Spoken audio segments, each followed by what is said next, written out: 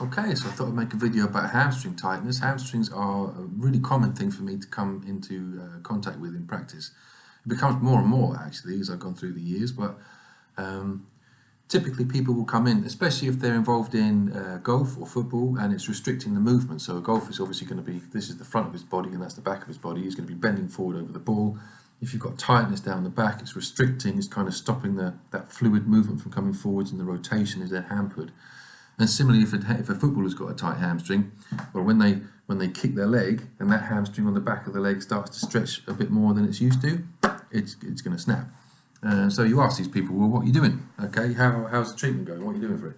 And inevitably they'll say, well, I'm seeing the physio, and we're doing some massage and some stretching-based exercises, which can have an impact, in terms of creating better mobility.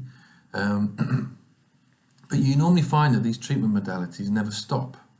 You have to keep stretching these tendons to keep sort of getting more and more mobility out of it. And what I've noticed over the years is that actually stretching a hamstring that's tight is probably the worst thing that you can do. Right? Stretching anything that feels tight is probably the worst thing that you can do. And I know that sounds really weird because it kind of goes against the conventional wisdom. However, think about this: if you can equate a muscle to an elastic band, right? So if we take the muscle in the elastic band form and we stretch it so it now feels tight, to get rid of that tightness, okay, the only way to get rid of that tightness is to bring it back together again so it doesn't feel tight anymore, right? If I've got a tightness in here, it's because that elastic band is being stretched.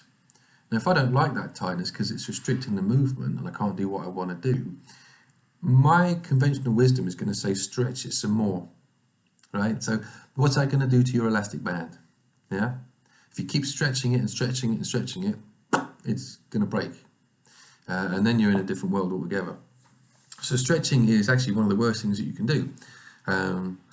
This is connected to the MFR videos that I was talking about. A practical example of it is, you've got a tight hamstring, or it could be any of the muscle chain that runs down the back of your leg. It doesn't have to be the hamstring. It could be the hamstring, yeah. It could be the calf, could be skills. It could be the sole of your foot, the plantar fascia. Plantar fascia is if anything down the back of your leg or in the sole or heel of your foot is tight, it's because of this reason. Well, probably.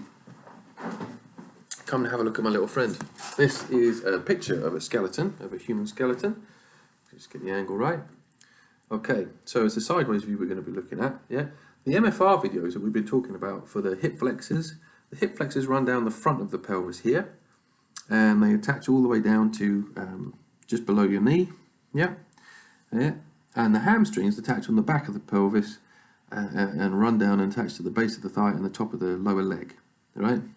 So if you take this pelvic bone here, and we increase the tension of these hip flexor muscles by sitting down all day and getting really, really tight through the front of our hips, the tension here is going to start to pull this pelvis down.